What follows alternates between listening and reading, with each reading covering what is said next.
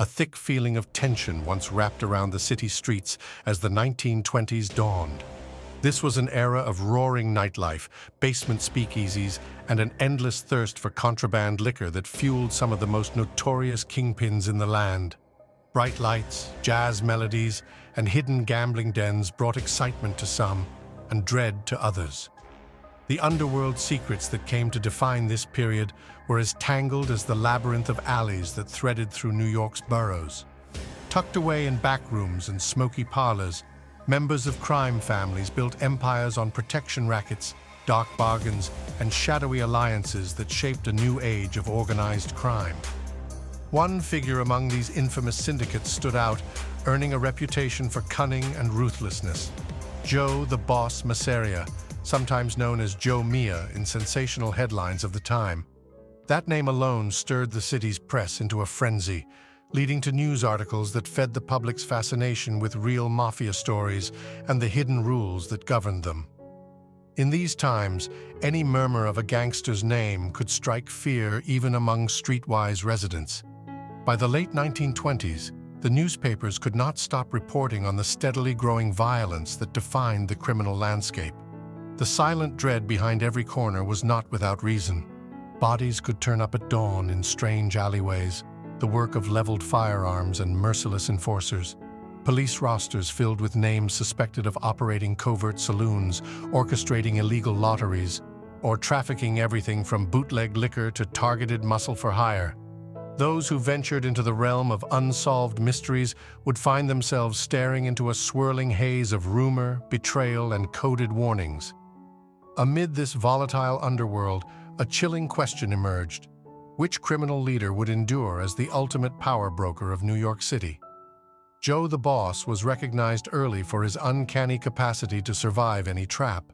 At times, it seemed like fate itself guarded him from bullets. People said he had walked away from deadly encounters more often than many had gotten speeding tickets. One particularly shocking event occurred in the Bowery, a place already marked by turmoil and simmering grudges. On a day that felt thick with anticipation, Joe found himself observing the bustle of the street. A car, some witnesses recounted it as a blue speedster, roared up, and multiple gunmen sprang out with weapons drawn. Shots cracked through the late afternoon air, cutting through the ordinary pace of daily life. 4 slugs tore through Joe's hat, an astonishing near miss. With each bullet that failed to bring him down, it seemed impossible that anyone could remain so lucky. Then, as often happened during these violent chapters of dark history, unsuspecting citizens were sent scattering for their lives. Anyone caught in the crossfire had to run or take cover. The gunmen, furious at failing to dispatch their intended target, revved the car and attempted a getaway. Yet the area ahead was teeming with striking garment workers pouring out of a nearby hall. Packed tightly, they formed an unwitting barrier that blocked the speeding vehicle. Once again, the shooters resorted to the same language that had shaped this underworld: bullets. Stray projectiles hit those in the crowd, injuring multiple bystanders and even causing some fatal wounds. The carnage left the authorities no choice. They launched an uncompromising manhunt, flooding the streets with as many hardened detectives as they could spare. But just as with so many real mafia stories, witnesses and suspects clammed up, driven by fear or loyalty to the silent code. And so began another knot in the city's tapestry of true crime. That entire fiasco raised eyebrows in every precinct. The public demanded justice, but many in power realized they were up against a system of secrecy that had grown for decades. The newspapers ran headlines that rattled nerves: gangster feuds, brazen attacks, and innocent people caught in the mayhem. More and more, this sequence of events pointed right at Joe the Boss, who seemed invulnerable to both assassins and law enforcement. Authorities dragged him into court, determined to label him a menace not just to rival gang members, but to every law-abiding person trying to make a living in those turbulent days. Yet the deeper they pressed their investigations, the more it became apparent that none of the surviving eyewitnesses were willing to speak. Conflicting statements and uncooperative stares became the routine, burying any possibility of an open and shut case. The name Masseria inspired such potent fear that it choked out confessions before they could materialize. Behind the scenes, a brutal conflict continued to stew. It was not simply a matter of one person's ambition. Instead, the entire web of crime families was locked in battles over liquor distribution, gambling dens, and protection services that extracted money from neighborhoods. Under the haze of Prohibition, clandestine deals made a few people extraordinarily wealthy. Smugglers deftly supplied thirsty watering holes, while unscrupulous officers sometimes turned a blind eye. City officials faced a dilemma: how to rein in a crisis that spread faster than they could contain it. Various newspapers labeled it the Gangland War, as if the city itself had become a battlefield. And so, public dissatisfaction swelled, fueling the outcry for a new wave of enforcement strategies. Yet every wave that struck seemed to wash back out, leaving behind only the bitterness of corruption and the intimidation that thrived amid hidden transactions. Joe Masseria was said to command a loyal network of hitmen, gamblers, political fixers, and business owners who feared his retribution if they refused to obey. This sprawling empire operated like a parallel realm, with local authorities sometimes unsure where their jurisdictions truly ended. The cunning boss harnessed Prohibition's chaos, forging alliances and forcing concessions from up-and-coming factions in this dark history. He was called the Boss, not without cause. He maintained an iron grip on entire neighborhoods, deciding which new saloons could open or which gambling rackets would be tolerated. Many whispered that even Al Capone, the infamous syndicate leader from Chicago, had to tread carefully around the massive influence Joe wielded within New York's borders. But there was a force in the shadows that started to matter even more: Salvatore Lucania, better known by a nickname that would later echo throughout the annals of organized crime, Lucky Luciano. Initially, people referred to him as Lucania, connecting him to Arnold Rothstein and an array of other powerful underworld figures. In his early years, Lucky answered to Joe the Boss. He studied the ways in which these older crime lords managed territory. He observed how alliances were strengthened, how enemies were crushed, and how fear alone could keep an entire operation profitable. The city's gossip pointed to Lucky's uncanny survival of dangerous feuds as a hint that he might one day stand taller than all of them. For years, though, he stayed under Joe's wing, polishing strategies, building connections, and waiting for the right moment to ascend. Meanwhile, tensions soared, and many wondered if the old guard could hold on against a new generation's hunger for power. Some believed that men like Joe the Boss were remnants of an earlier time, too set in their ways to adjust to the shifting realities of law enforcement, public pressure, and internal betrayal. Joe's rivals included more than just rebellious subordinates. The underworld was a tangled ecosystem of alliances between different families, each with their own leadership, soldiers, and contractual hits. Anyone who meddled in the wrong territory risked finding themselves on the wrong end of a gangster's pistol. By the latter half of the 1920s, word on the street was that seeds of a bloody transition had already been planted. Younger gangsters eyed the throne, recognizing that these notorious kingpins were not immortal. An especially grim conflict was sparked by the murder of Frankie Yale, a gangster whose demise shook the foundation of local power. This killing heightened territorial feuds among different factions. Some aligned with Joe the Boss, while others bided their time, waiting to strike at his empire or tear off pieces for themselves. In these real mafia stories, the act of eliminating a rival boss often led to entire neighborhoods plunging into violence. Gunshots rang out on sidewalks. Residents cowered in terror. Detectives combed crime scenes but faced tight-lipped bystanders. Some folks quietly took to their stoops in the evenings, hoping that each new day might bring them a fraction of peace. Despite the swirling chaos, Joe continued to reign with an air of invincibility. The press labeled him a figure who had cheated death on multiple occasions, as unstoppable as a ghost. Though he faced near-fatal ambushes, the bullets that whizzed by never seemed to make the lethal impact that enemies hoped for. Gossip in smoky basement bars suggested he might even practice mystic rituals for protection. But the real explanation was simpler. He knew how to position himself in the city's complex alliances. He sheltered behind loyal gunmen, ensuring that if a bullet was fired, there was always an associate between him and the shooter. That level of control demanded unwavering loyalty, an expensive and delicate commodity. Suspected traitors were removed without negotiation. Alliances were sometimes sealed by merging interests, a new liquor route, a shared front company, a handshake behind a tinted window. However, by the early 1930s, cracks in that empire were becoming obvious. His closest aides were noticing that Joe was losing his stranglehold on some of the rackets. Younger and more cunning gangsters like Lucky had seen how the old boss's style of leadership left him vulnerable in certain respects. Joe managed his empire with brute force, but newer players were forging a system that valued anonymity and organizational structure over direct intimidation.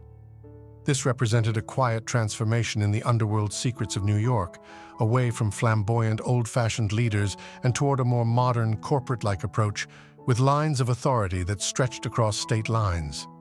One of the greatest shifts was the plan to unify criminal networks into a national structure, with a governing body that settled disputes without the constant bloodshed of the past. Few believed that Joe would ever be part of such a scheme. He came from a background where raw power was the only thing that mattered, and he was not known for tolerance of new ideas. People whispered that his reluctance to adapt would be the reason for his downfall, and that a betrayal might come from those closest to him. As the press followed every twist and turn, one date would later stand out in countless articles: April 15, 1931. On that day, in a Coney Island restaurant known for catering to locals, Joe sat with a group of men who had once pledged unwavering fidelity to him.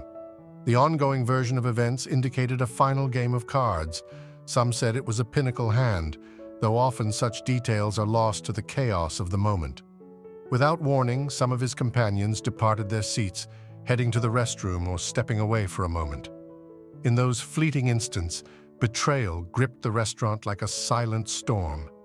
Gunfire erupted, echoing against the tiled floors, and Joe the boss, the once mighty figure of the New York underworld, collapsed with bullets in his body. Many saw it as a moment of poetic justice, given all the times he had eluded death before. In the aftermath, no one dared to remain at the scene of the betrayal. The men who fired those fatal shots were rumored to have set everything in motion with chilling precision. Joe lay on the ground, rumored to still be clutching a card in his hand. Paramedics and police arrived to find only a body, money left behind near the table, and a handful of bullet casings. The entire city reeled. Headlines that day and the next were bursting with dramatic accounts of the underworld's lethal new turn. People debated the meaning behind the card he held.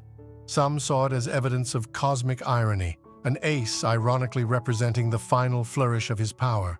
Others concluded there was no hidden symbolism, just the final snapshot of a gangster taken out by those he trusted. With Joe's fall, law enforcement scrambled to interpret what it meant for the city, bracing for more violence. Rival clans and breakaway factions either celebrated or braced themselves for an uncertain future. Detectives questioned employees at the restaurant, but just as before, found themselves entangled in vague, frightened answers.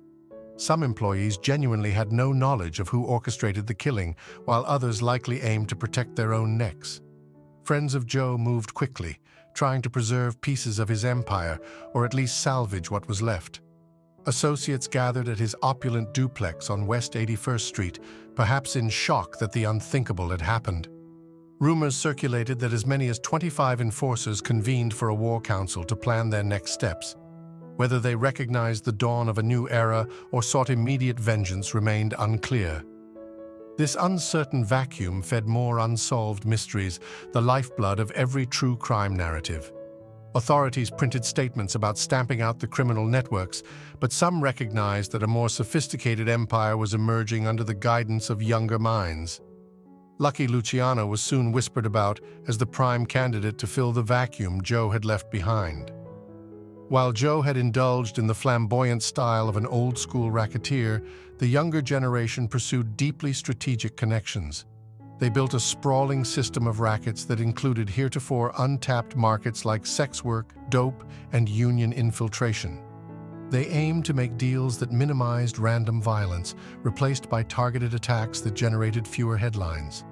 The new faces wanted to keep the flow of money discreet, enabling them to operate with less public outrage. But who exactly was Lucky Luciano?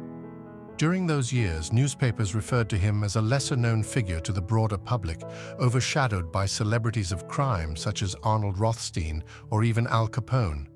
Yet in the underworld, he was no small fish.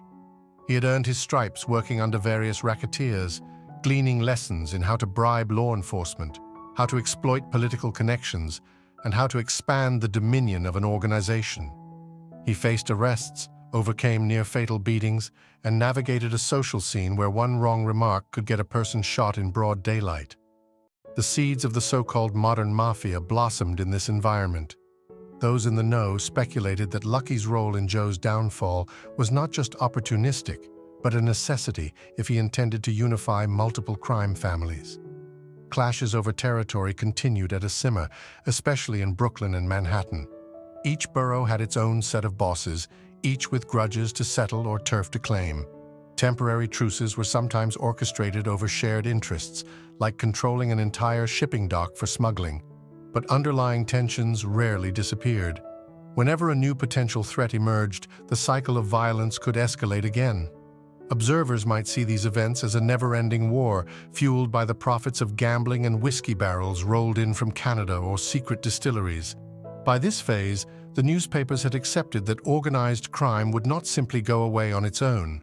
The city's leadership was forced to adapt with more elaborate raids, more robust legal tactics, and higher budgets for enforcement. Yet even as a new underworld structure emerged, many still recalled the name Joe the Boss. His lavish funeral became a topic of fierce debate. Apparently, family members planned a grand send-off with ornate arrangements to memorialize the man who had once sat on a throne of shadowy dealings. But the city, unimpressed or wanting to set an example, attempted to limit the scale of any public demonstration. They hoped to avoid stirring mass adoration or tributes that glamorized a gangster. This tension at the funeral organ underscored the moral conflict. Some viewed him as a father figure who had provided protection, albeit with an iron fist, while others simply saw him as a bloodthirsty bully who had rampaged through quiet neighborhoods. Protesters turned out with signs condemning the lives lost in turf battles, declaring that no tears would be shed for the likes of Joe Masseria. All the while, such dramatic scenes only brightened the spotlight on men like Lucky Luciano. The transformation into what some called the Commission, a more formal confederation of crime families, progressed within backrooms previously controlled by old guard bosses. The gangster world was inching away from the chaotic brand of violence that had characterized the 1920s. By forging discipline and structure, the crime syndicates aimed to keep everyday residents less aware of the depth of their infiltration. Massive hits still happened, but they were carried out with greater precision. If Joe's old generation spilled blood in the streets as a warning, the new generation made sure to keep that blood off the front page, unless it served a strategic purpose. Still, no one should assume that the new order was free of rivalry. Ambitious upstarts lurked in every corner, each wanting a seat at the table. Some believed that the removal of an untouchable boss like Joe proved that no one was truly safe. Others insisted that a ruthless kingpin like Joe was exactly the type of old guard figure who needed to be removed so that an innovative approach to underworld management could thrive. Yet, behind the claims of less chaos, entire neighborhoods continued paying tributary sums for nebulous protection. The wise guys demanded hush money, threatened union riots, and inserted themselves into industries from the produce markets to the high-end nightclubs that dotted Times Square. The press took note of the transformation with skeptical eyes, continuing to run stories about arrests with high-profile suspects and hush-hush deals that reduced prison time. Some reporters investigated allegations that local politicians were in the pocket of these criminals. Now that the red-splattered public hits were presumably diminishing, the city's watchers had to look harder to see the strings that pulled the puppet show. It was no great revelation that the new wave of bosses believed wholeheartedly in bribing public officials. If an envelope stuffed with bills could achieve the same effect as a dozen armed henchmen, why send the henchmen at all? Still, Joe's downfall remained a captivating piece of dark history for many. Folks whispered about the day he was shot as a turning point in the narrative of the city's criminal evolution. The old boss had taught crucial lessons about intimidation and raw power.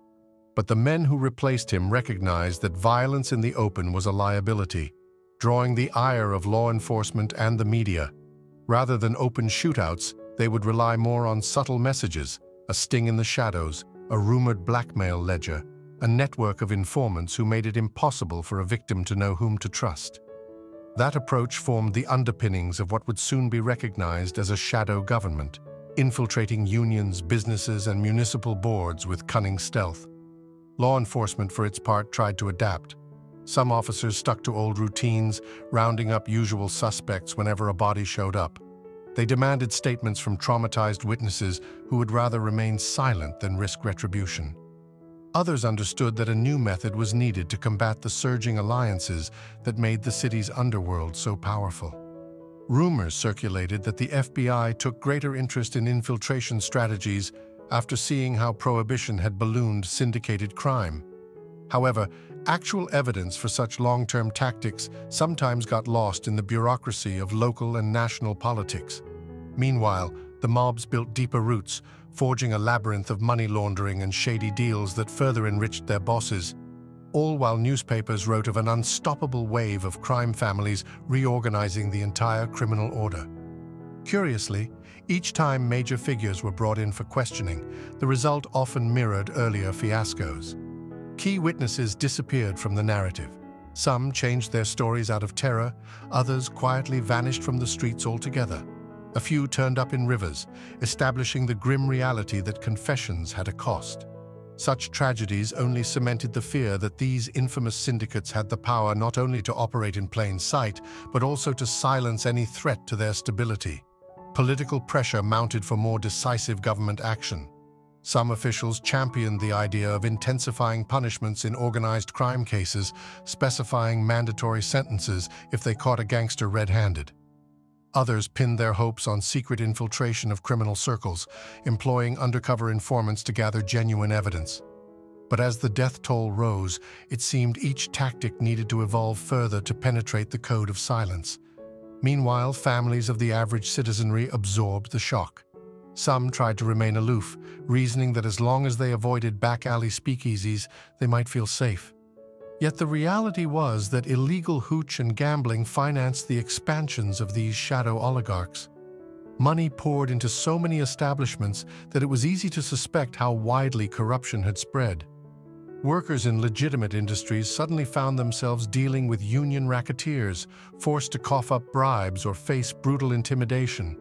The boundaries between lawful commerce and black market dealings blurred, especially since many city officials seemed powerless or unwilling to intervene.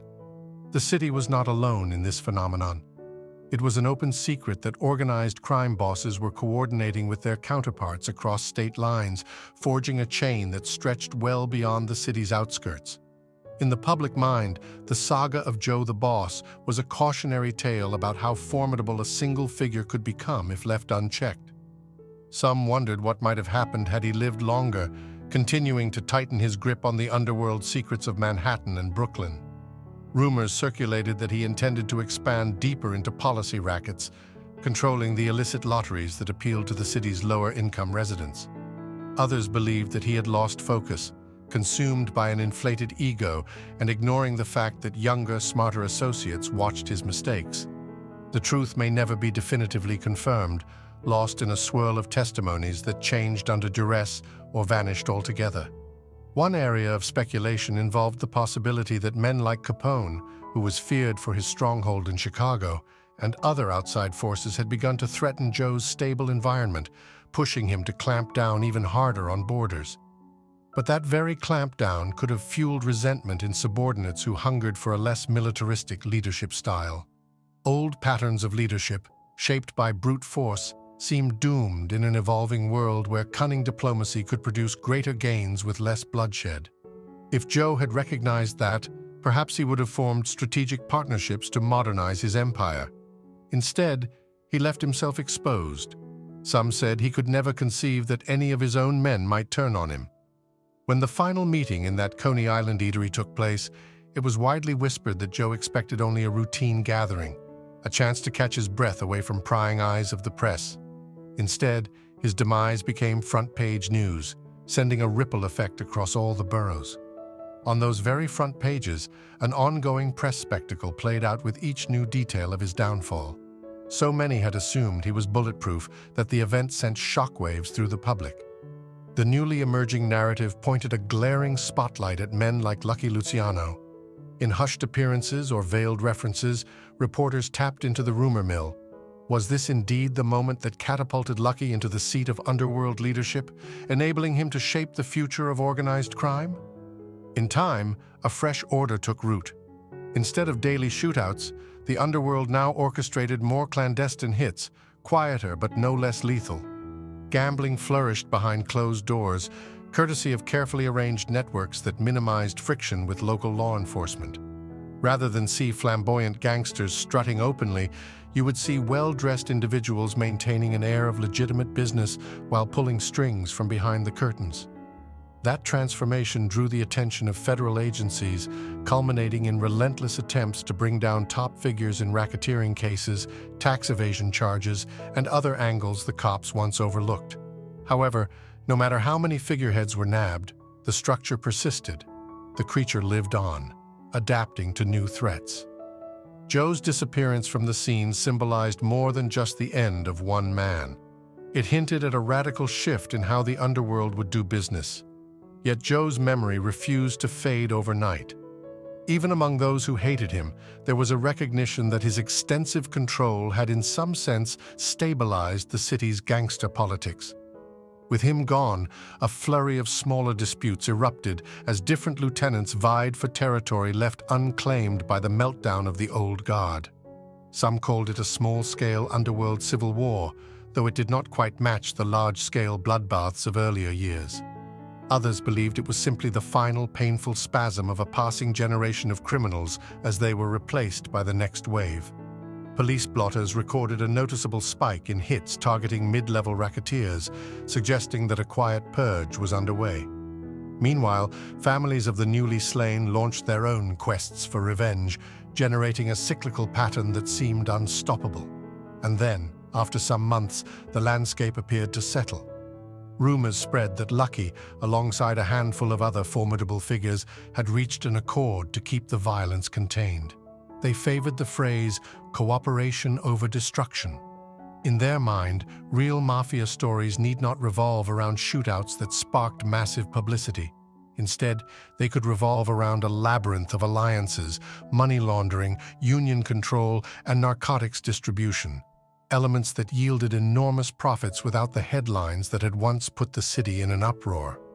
They also recognized that widespread public panic forced politicians to take strong stances, which in turn disrupted the comfortable flow of illegal money.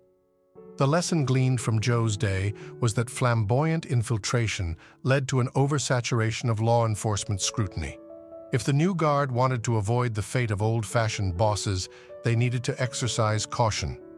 Newspapers that had once published daily outrages over gangster violence shifted their reporting to broader concerns of the Great Depression era, though the underworld never vanished.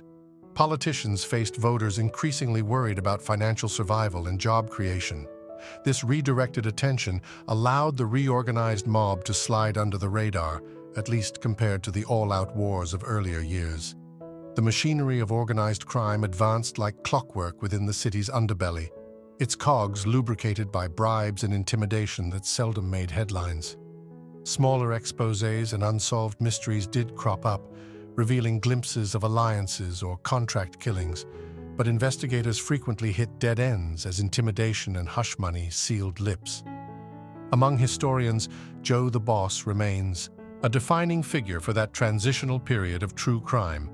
He symbolized the raw muscle that dominated city corners, collecting tribute and rewarding cronies with territory. But he also served as a cautionary tale for what could happen to men who refused to evolve. The same tight circle he had trusted for so long ultimately found him expendable once they decided that his leadership was a stumbling block. Those final moments in the restaurant hammered home the brutality of a system that rarely forgives mistakes or lets old allegiances stand in the way of profit. Some say that in the criminal underworld, every boss's face is basically stamped with an expiration date. It's only a matter of when and how violently that date arrives. Though the police cracked down in waves after Joe's death, momentum seemed fleeting, overshadowed by the intricacy and reach of an underworld that stretched through alliances across the entire region. Confessions remained rare, and the highest-level mob figures found ways to camouflage themselves as legitimate entrepreneurs. In the hush of night, deals were struck, fortunes changed hands, and men like Lucky orchestrated an era that would transform the gangster world for decades.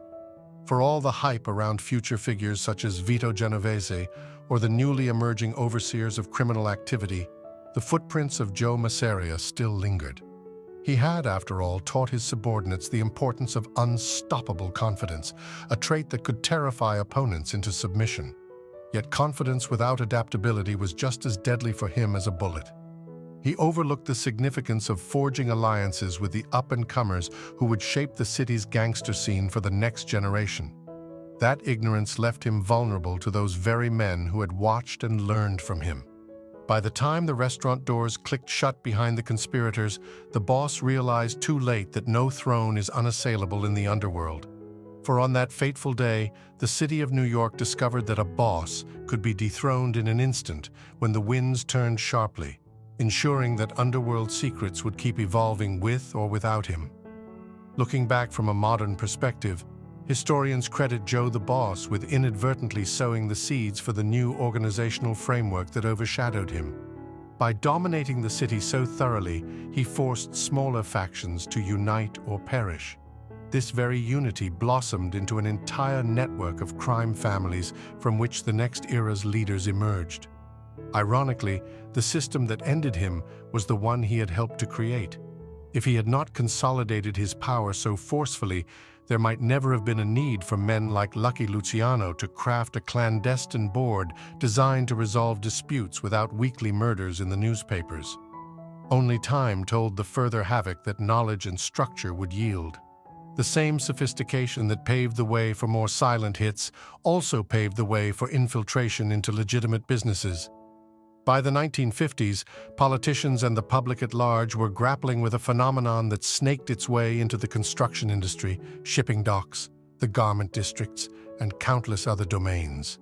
Nearly every major city started to see some version of organized crime replicate the blueprint formed in New York after Joe's demise. This infiltration spanned coast to coast, weaving an epic tapestry of dark history that enthralled journalists, government agencies, and everyday citizens who devoured the true crime headlines. Joe Masseria's story, then, was never just about an old-fashioned gangster meeting a predictable fate. It was about the complexities that bubble up when ambition, tradition, and modern strategy collide. It's about how the thirst for control can drive men to do unspeakable things, and how that thirst can spark the very change that leaves them obsolete. Even after so many decades, the image of Joe slumped on the floor of that Coney Island restaurant remains an emblem of a dramatic turning point. It reminds us that in the realm of real mafia stories and unsolved mysteries, immortality is an illusion. Power invites the next contender to try their luck, and eventually that challenger arrives with a steadier aim. In the end, the new order picked up the pieces. Crime families refined their approach, forging ties with judges and political figures who would look the other way. Shipments of illegal liquor, once the city's primary currency of sin, gave way to the narcotics trade and financial rackets that generated similarly massive profits. New names rose to infamy, but Joe's legend lingered in the corners of memory. Whether invoked as a scary bedtime story on the Lower East Side, or as a cautionary tale among fresh-faced syndicate recruits, his name rang on. Some saw him as a relic from an era of wanton bloodshed, while others hailed him as a pioneer whose only mistake was failing to read the shifting winds. Yet any which way, one detail was certain. The path Joe blazed left a permanent mark on the city's underworld. Those who analyze dark history might argue that Joe's elimination was the birthcry of a more cunning era. True or not, the central truth underscores the unstoppable momentum that shaped every corner of the city from that day forward. The hustle of the streets and the flow of contraband might have changed forms, but the same impulses that drove Joe to assume the mantle of boss remained. That is the double-edged sword of organized crime. For every figure who is toppled, another one appears. Those able to adapt, like Lucky, ascend to new heights, weaving a tapestry of racketeering that confounds law enforcement for generations. The cycle plays out time and again, out with the old boss, in with the new. And for the curious onlooker, it remains a spectacle equal parts horrifying and enthralling. Thus concludes the story of how a man once revered, feared, and unstoppable found himself undone by the very structure he tried to dominate.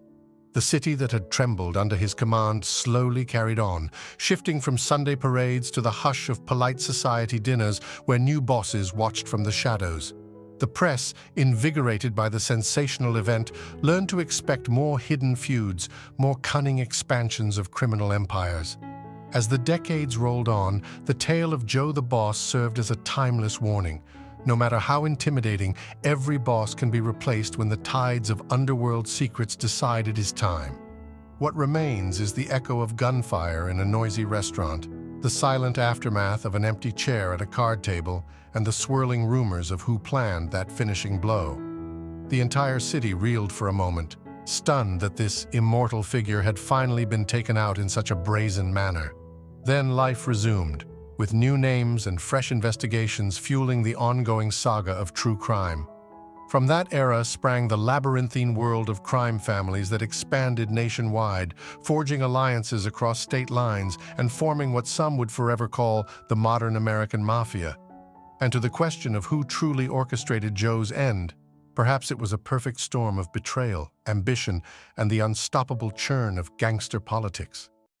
Even now, nearly a century later, the entire drama stands as a bead of reflection in the chain of events that sculpted New York's underworld, an evocative piece of the city's undying fascination with real mafia stories.